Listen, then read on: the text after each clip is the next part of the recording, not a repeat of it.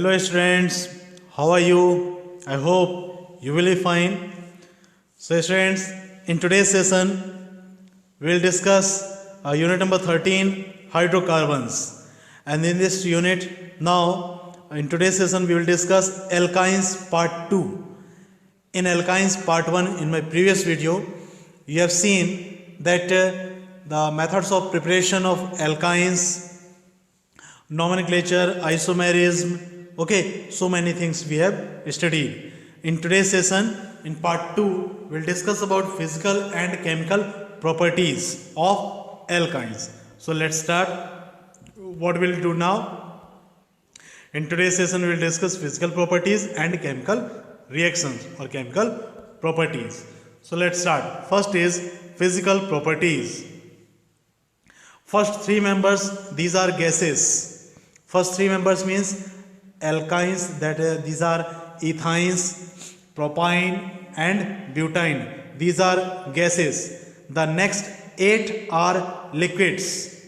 Okay, so from pentyne, hexyne, heptyne, octyne, nonine, decyne, ecadecyne, dodecyne. So these are liquids and higher ones are solids. So once again we can say that alkynes, lower alkynes, these are found in gaseous state, then liquid state, and higher one in solid state.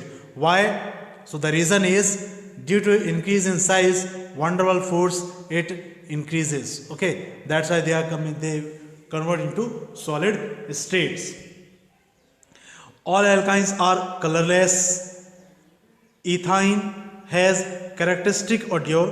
Other members are odorless. Only one ethine is odorful. Okay, it has a specific odor.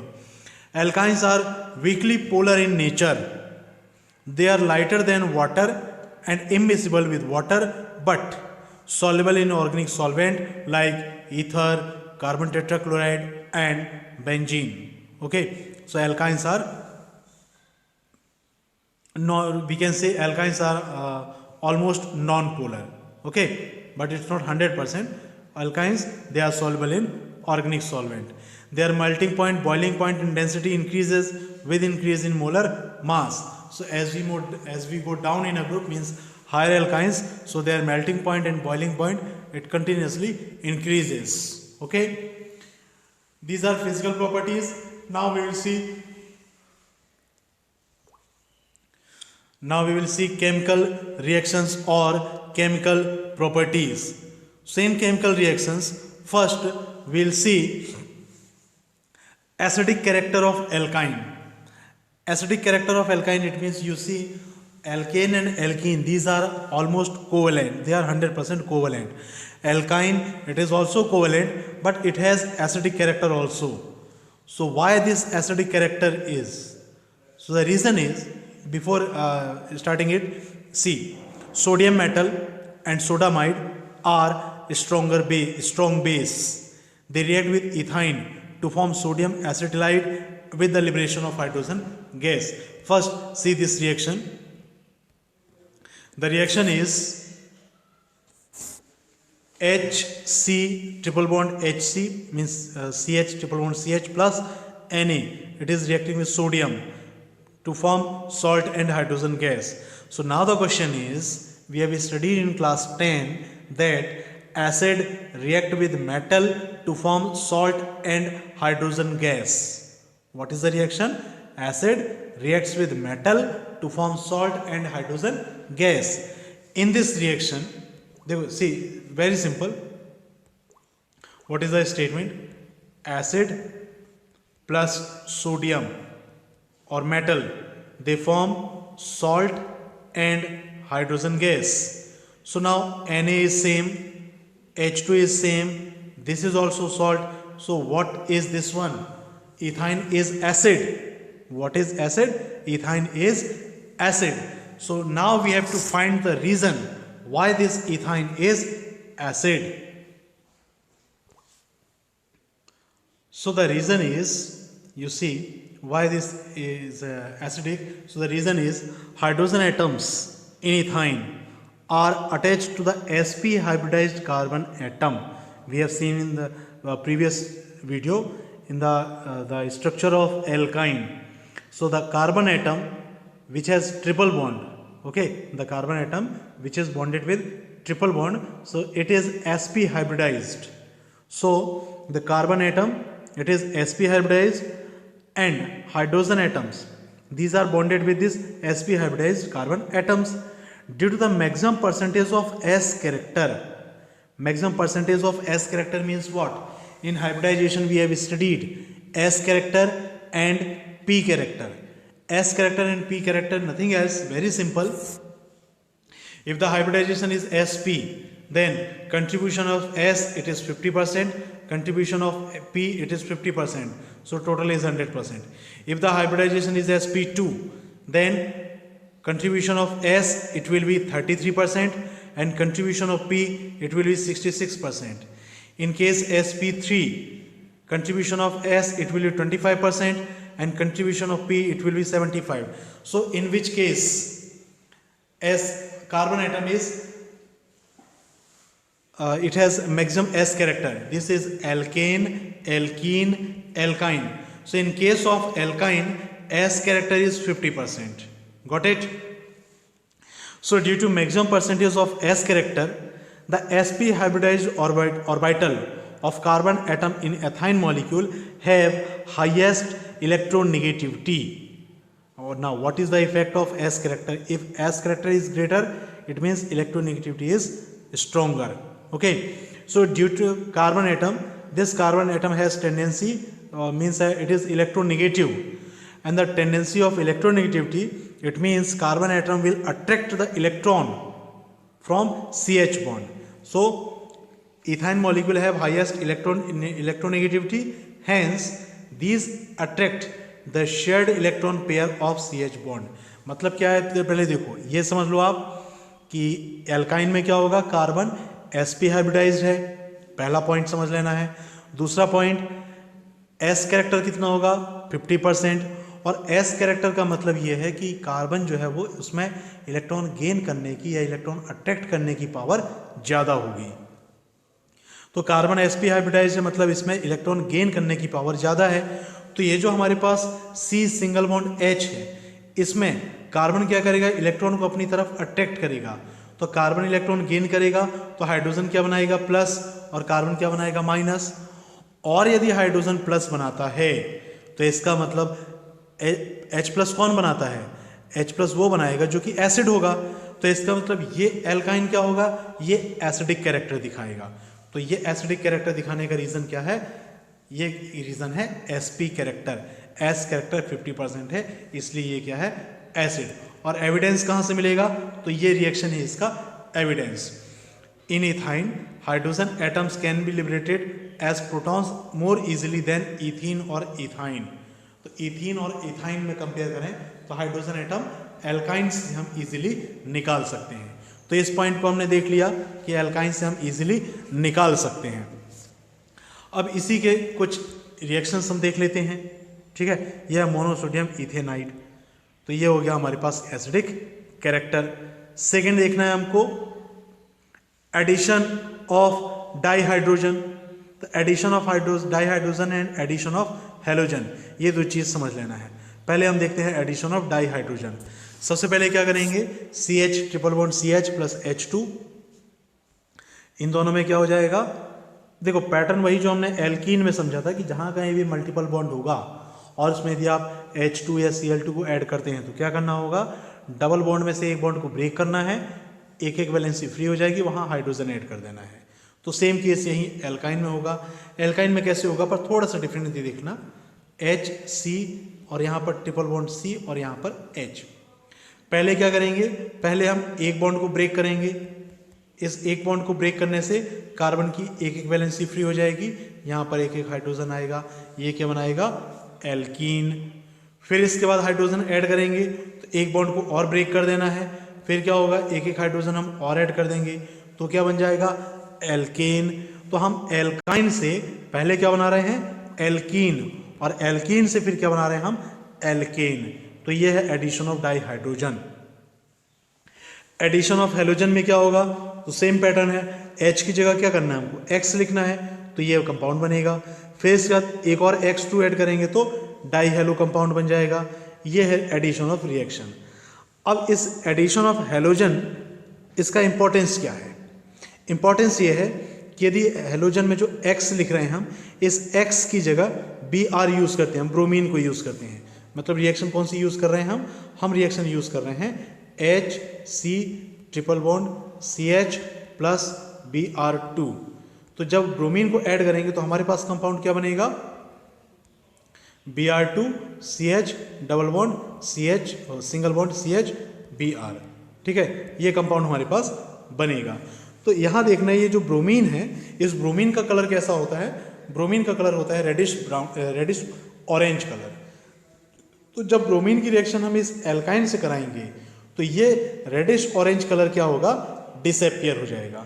ठीक है, यदि ये colour disappear हो रहा है तो इस reaction का यूज हम कहाँ करेंगे?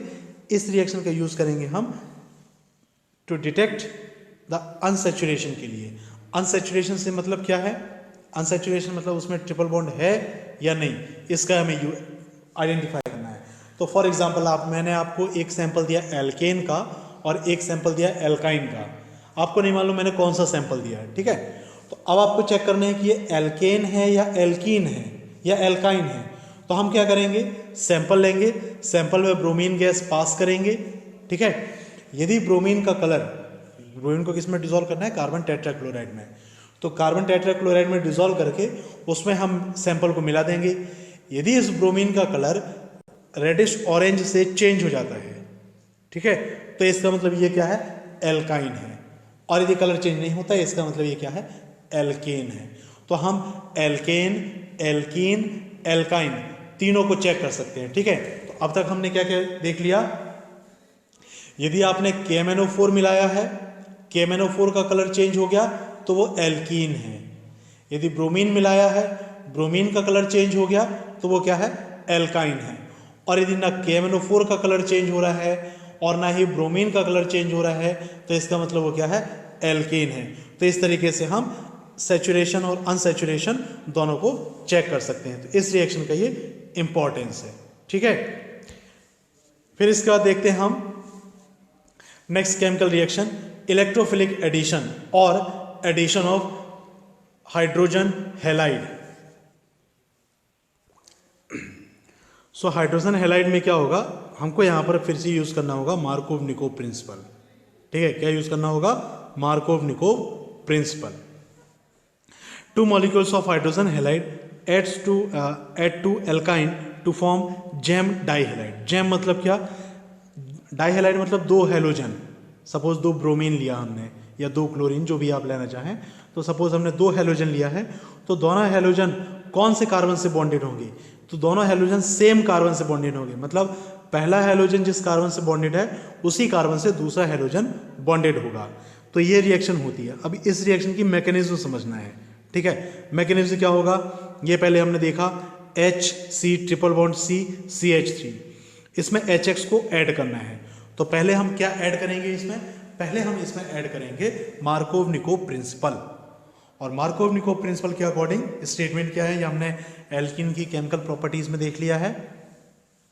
मार्कोव-निकोव प्रिंसिपल के अकॉर्डिंग जो ऐड होने वाला ग्रुप है मतलब HX, तो HX का जो नेगेटिव पार्ट है, नेगेटिव पार्ट मतलब क्या, X, HX में से यदि आप HX को आयोनाइज करेंगे तो ये क्या बनाएगा, H प्लस और X माइनस, क्योंकि HX मतलब HCl, तो HCl में क्या बनता है, H प्लस और Cl माइनस।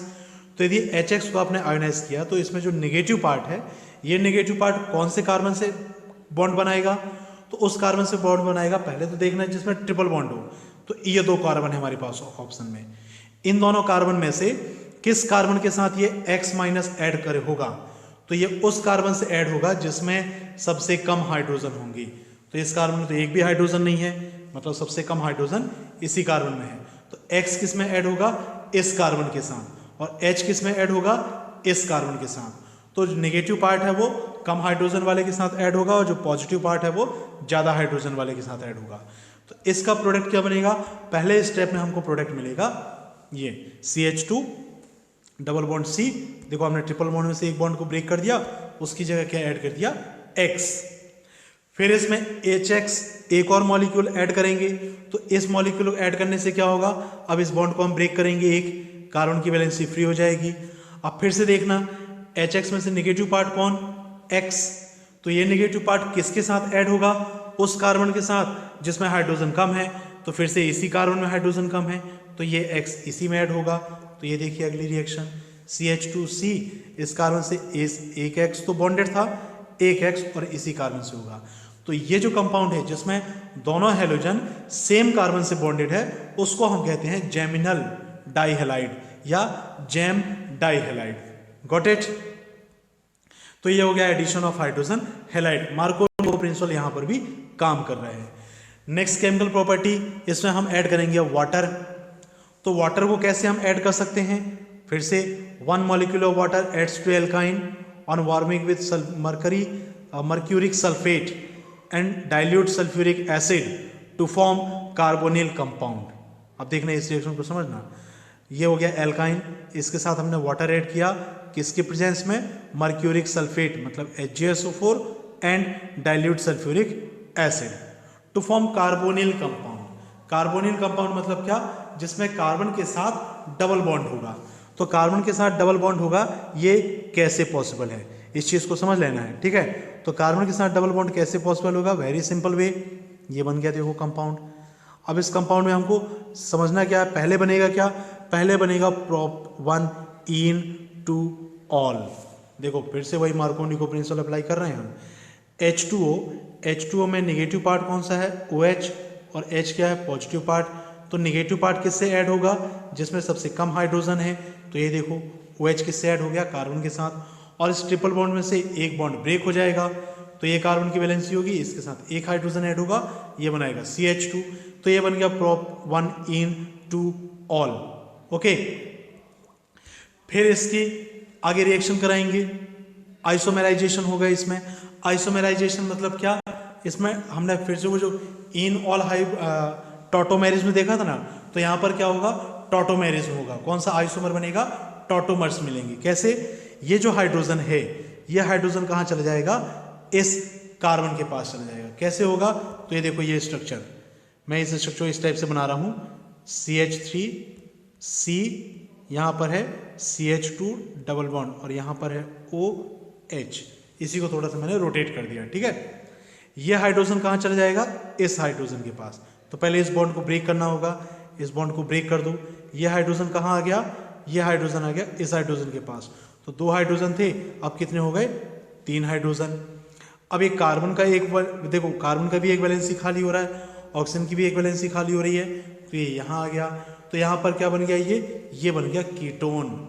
अभी हमारे पास क्या था, एल्कोहल, अब क्या बना लिया, ये कीटोन, ठीक है। ये आइसोमेराइजेशन हो जाएगा, ये बनाएगा ketone, C double bond O। तो ये जो ऐसे कंपाउंड्स जिसमें C डबल बॉन्ड O होगा, ठीक है, ये एल्डिहाइड भी हो सकता है, कीटोन भी हो सकता है। तो ऐसे कार्बोनिल कंपाउंड जिसमें C डबल बॉन्ड O होगा, वो होता है कार्बोनिल कंपाउंड, ठीक है। और ये कार्बोनिल कंपाउंड किससे बनेगा, एल्काइन से। तो एल्काइन के हाइड्रो, इसमें वाटर की रिएक्शन कराएंगे, तो पहले तो ये बनाएगा क्या, इन ऑल बनाएगा, पहले क्या बनाएगा, इन ऑल, और उसके बाद क्या बनाएगा, कीटो। और यही हमने आइसोमेराइजेशन में पढ़ा था, कीटो इन ऑल आइसोमेरिज में, ठीक है। ये हो गया addition of water. After addition of water, अब हम देखेंगे नेक्स्ट केमिकल प्रॉपर्टी, और ये केमिकल प्रॉपर्टी है पॉलीमराइजेशन। तो लीनियर पॉलीमराइजेशन और साइक्लिक पॉलीमराइजेशन। पॉलीमराइजेशन का मतलब ये होता है कि इसमें हमको एक चेन बनानी है। अपने चेन जो गले में पहनते हैं ना, तो उस चेन में देखना आप कितने इसके मोनोमर्स होते हैं। सेम टाइप की यूनिट को आप रिपीट करेंगे तो वो क्या बन जाएगा, एक पॉलीमर बन जाएगा, ठीक है। जैसे कि आप चेन जो आप गले में पहन रहे हैं ना, उसमें चेन में देखो आप सेम टाइप का आपको सर्किल मिलेगा, तो वो है पॉलीमर। बहुत सारे उसमें चेन सर्किल मिले हुए हैं। तो लीनियर पॉलीमराइजेशन कैसे होगा, इसको और दूसरे तरीके से पॉलीमराइजेशन समझ सकते हैं कि एक ये बनाया मैंने चेन, इसमें फिर एक बना दिया, फिर एक बना दिया, फिर एक ऐड किया, फिर एक ऐड किया, तो ये प्रोसेस होती है पॉलीमराइजेशन। और पॉलीमराइजेशन में क्या कर रहे हैं, ये जो यूनिट थी ना, एक यूनिट, सब सेम टाइप की यूनिट है, तो ये जो यूनिट है इसको हम कहते हैं मोनोमर। इसको हम क्या कहते हैं? मोनोमर। और बहुत सारे मोनोमर मिलके क्या बनाएंगे? पॉलीमर। ठीक है, क्या बनाएंगे? पॉलीमर। तो ये देखना हमको लीनियर पॉलीमराइजेशन कैसे होगा। तो लीनियर पॉलीमराइजेशन के लिए बहुत सिंपल सा पैटर्न देखना है। ये हमने बनाया CH ट्रिपल बॉन्ड CH। ठीक है, इसमें क्या होगा? एक बॉन्ड को ब्रेक करना है, इस बॉन्ड को ब्रेक करने से दोनों कार्बन की वैलेंसी फ्री हो गई, ये एक मॉलिक्यूल हो गया। ऐसे ही दूसरा मॉलिक्यूल भी बनेगा दूसरे एल्काइन का, तो इस कार्बन की वैलेंसी फ्री दिख रही है, इस कार्बन की वैलेंसी फ्री दिख रही है, ये दोनों आपस में ऐड हो जाएंगे, तो हमको मॉलिक्यूल क्या मिलेगा? CH double bond CH। ये कार्बन किसके साथ ऐड हो गया? इसके साथ, फिर डबल बॉन्ड CH, फिर सिंगल बॉन्ड, तो ये रिपीट होते जाएगा। तो रिपीट हम किसको किसको रिपीट कर रहे हैं? ये देखो CH CH, अगले यूनिट में क्या होगा? CH double bond CH, same unit repeat हो रही हैं। तो सेम यूनिट रिपीट होने से हम पॉलीमर को कैसे दिखा सकते हैं? इस तरीके से हम दिखाएंगे पॉलीमर। ठीक है, ये बनाएगा पॉलीमर। तो ये बन गया कौन सा पॉलीमर? ये एल्काइन का पॉलीमर है, और ये है लीनियर पॉलीमर। लीनियर क्यों? क्योंकि सारे के सारे क्या है? बिल्कुल एक बॉन्ड खुला रहेगा। ठीक है, अभी स्ट्रक्चर में देखा ना हमने, फर्स्ट वाला कार्बन उसकी वैलेंसी फ्री है, लास्ट वाला कार्बन उसकी वैलेंसी फ्री है, तो ये बन गया पॉलीमर। और दूसरा पॉलीमराइजेशन कौन सा है? तो दूसरा पॉलीमराइजेशन होगा साइक्लिक पॉलीमराइजेशन। इसकी डेफिनेशन क्या है? Ethyne on passing through red hot iron tube at 873 Kelvin undergoes cyclic polymerization to form benzene। अब इस चीज को समझ लेना, अभी हमने लीनियर देखा था, अब क्या देख रहे हैं हमको? साइक्लिक। और इस क्वेश्चन को आप very very important question tick out कर सकते हो। This question is very very important question. Okay, कौन सा क्वेश्चन? पॉलीमराइजेशन का। अब इस पॉलीमराइजेशन में क्या होगा? तो वेरी सिंपल वे, ये हमने बनाया CH, यहां बनाया मैंने ट्रिपल बॉन्ड CH। ऐसे ही मैं दूसरा मॉलिक्यूल बना रहा हूं CH ट्रिपल बॉन्ड CH, ये दूसरा मॉलिक्यूल हो गया। और ऐसे ही ये तीसरा मॉलिक्यूल, तीन मॉलिक्यूल इथाइन के मैंने लिया। इनको जब ऐड करते हैं तो पॉलीमराइजेशन कैसे होगा? पहले इस बॉन्ड को ब्रेक करो, तो यहां से बॉन्ड को ब्रेक करने से क्या होगा? कार्बन की वैलेंसी फ्री, कार्बन की वैलेंसी फ्री। फिर अगले स्टेप में इस बॉन्ड को ब्रेक करो, ठीक है, तो इससे इस कार्बन की वैलेंसी फ्री है, इसके साथ ऐड हो गया इस कार्बन की वैलेंसी फ्री। फिर अगले स्टेप में इसको ब्रेक करो, इसको ब्रेक करने से इन दोनों कार्बन की वैलेंसीज भी फ्री हो जाएंगी। ये देखो, तो ये दोनों आपस में बॉन्ड बना लेंगे, ये दोनों आपस में बॉन्ड बनाएंगे। तो ये स्ट्रक्चर कैसा मिल रहा है? CH, यहाँ पर है double bond CH, single bond CH, double bond CH, single bond CH, double bond CH, single bond CH। यही तो बेंजीन है। तो इसका मतलब यदि आप साइक्लिक पॉलीमराइजेशन करते हैं तो आपको क्या मिलेगा? बेंजीन मिलेगा। Got it? तो देखिए, ये हो गई रिएक्शन। ये बना लिया मैंने पहला इथाइन मॉलिक्यूल, ठीक है, ये बना दिया मैंने सेकेंड इथाइन मॉलिक्यूल, और ये बना दिया मैंने थर्ड इथाइन मॉलिक्यूल। इन सबको ऐड करेंगे तो हमें प्रोडक्ट क्या मिलेगा? बेंजीन। और बेंजीन का स्ट्रक्चर क्या है? किस में पास करना है? रेड हॉट आयरन ट्यूब में। तो बेंजीन का स्ट्रक्चर क्या है? ये इसमें रहेंगे अल्टरनेट सिंगल बॉन्ड और डबल बॉन्ड। तो ये है साइक्लिक पॉलीमराइजेशन। ठीक है, तो इस रिएक्शन को टिक आउट कर लेना। कौन सी रिएक्शन? ये साइक्लिक पॉलीमराइजेशन को। What happens when ethyne gas is passed through red hot iron tube? तो क्या होगा जब आप इथाइन गैस को पास करेंगे? ये क्या बनाएगा? बेंजीन बनाएगा। Got it? After this polymerisation एक प्रॉब्लम सॉल्व करते हैं हम। इस प्रॉब्लम से, ये क्वेश्चन प्रॉब्लम को बहुत अच्छे से समझ लेना। इस प्रॉब्लम से हमने अभी तक एल्केन, एल्कीन, एल्काइन, इनमें जितने भी केमिकल प्रॉपर्टीज देखा है उन सारी केमिकल प्रॉपर्टीज का मोस्ट ऑफ द पार्ट अब यहाँ पे आप ऐड करेंगे। कैसे? प्रॉब्लम ये है हमारे पास, क्वेश्चन ये है, how will you convert ethanoic acid into benzene? ठीक है, इथेनोइक एसिड को किस में कन्वर्ट करना है? बेंजीन में। और हमारे एग्जाम में इस टाइप का क्वेश्चन 12th में बहुत ज़्यादा इंपॉर्टेंट है। ऐसे मैक्सिमम क्वेश्चन आते हैं। ठीक है, how will you convert this to this, how will you convert ethane to ethanoic acid, how will convert A into B. तो ये इस प्रॉब्लम को समझना है। अब समझने के लिए क्या है, इसका बेसिक प्रिंसिपल क्या है। बेसिक प्रिंसिपल ये है, सबसे पहले आपको मालूम होना चाहिए इथेनोइक एसिड का फॉर्मूला। इथेनोइक एसिड का फॉर्मूला है CH3COOH। और बेंजीन का फॉर्मूला क्या है, बेंजीन का स्ट्रक्चर होता है ये साइक्लिक स्ट्रक्चर, और फॉर्मूला है क्या है इसका C6H6। तो आप पहले ये चेक करो कि बेंजीन हम किससे बना सकते हैं। अभी तक हमने बेंजीन किससे बनाया, हमने बेंजीन बनाया है किससे, इथाइन से। इथाइन मतलब कितने कार्बन, 2 कार्बन, और दोनों कार्बन में क्या होगा, ट्रिपल बॉन्ड। तो मेथड ऑफ प्रिपरेशन में जाएंगे हम एल्काइन का। मेथड ऑफ प्रिपरेशन कैसे बना सकते हैं, तो उसमें आप देखना मेथड ऑफ प्रिपरेशन में हम ये बनाते हैं कैसे, एल्केन्स, एल्किल हैलाइड से, ठीक है। एल्किल हैलाइड, डाइहैलाइड से आपने बनाया था पहले मोनोहैलाइड एल्कीन, उसके बाद उसका सोडामाइड से रिएक्शन कराया। अब डाइहैलाइड कहाँ से बनेगा, उसके लिए हमको बनाना पड़ेगा एल्केन। एल्केन कैसे बनाएंगे, कार्बोक्सिलिक एसिड से। तो कार्बोक्सिलिक एसिड से क्या बनेगा, डी कार्बोक्सिलेशन। सो ओवरऑल अभी जब हम इन सारी मैकेनिज्म को कंटिन्यू करेंगे तो सबसे पहले इसका कन्वर्जन करना है हमको सोडा लाइम के साथ। सोडा लाइम के साथ ये सोडियम हाइड्रोक्साइड की रिएक्शन कराएंगे, सोडियम सॉल्ट ऑफ एसिड, ये आप जा रहे हैं डी कार्बोक्सिलेशन में, ठीक है। फिर से एल्केन के नोट्स निकालिए और उस नोट्स में देखिए आपने डी कार्बोक्सिलेशन कहाँ लिखा है। तो डी कार्बोक्सिलेशन, इसका डी कार्बोक्सिलेशन का मतलब क्या, कैल्शियम ऑक्साइड और सोडियम हाइड्रोक्साइड इनकी रिएक्शन कराएंगे। तो ये क्या बनाएगा, ये बनाएगा एक कार्बन कम हो जाएगा, मतलब CO2 खत्म हो जाएगा इससे। तो CH4 एल्केन। एल्केन से अब आपको बनाना है 2 कार्बन, मतलब पहले इसका हम कराएंगे रिएक्शन हैलोजन के साथ और फिर इसकी रिएक्शन कराएंगे वुडजी रिएक्शन। फिर से कांटेक्ट कीजिए एल्केन में। वुडजी रिएक्शन का बेनिफिट क्या है, वुडजी रिएक्शन का बेनिफिट ये है कि इससे आप number of carbon atom increase कर सकते हैं। तो हमने मीथेन जो क्लोरोमीथेन है, तो क्लोरोमीथेन एक कार्बन से क्या बना लिया हमने, 2 कार्बन बना लिया। जब 2 कार्बन बना लिया तो इसकी रिएक्शन किससे कराएंगे हम, क्लोरीन से। तो ये क्या बनाएगा, मोनोक्लोराइड। इसका एल्कोहलिक KOH से रिएक्शन कराएंगे, ये बनाएगा एल्कीन। एल्कीन की रिएक्शन HCl के साथ कराएंगे या ब्रोमीन के साथ बनाएंगे, तो ये डाइब्रोमो बनाएगा।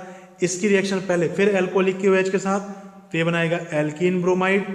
उसका सोडा लाइम के साथ रिएक्शन कराएंगे, सोडा लाइम के साथ रिएक्शन कराने से ये बनाएगा एल्काइन, और इस एल्काइन का पॉलीमराइजेशन करेंगे, रेड हॉट आयरन ट्यूब में पास करेंगे, तो ये बनाएगा बेंजीन। ये हो गई हमारे पास कन्वर्जन।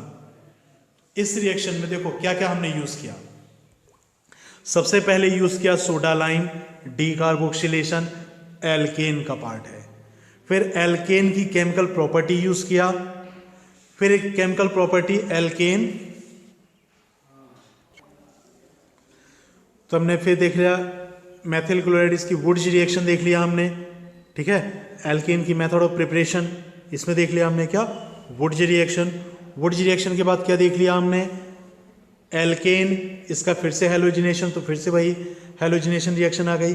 फिर एल्कोहलिक KOH एल्कीन, तो एल्कीन की मेथड ऑफ प्रिपरेशन यहाँ पर है।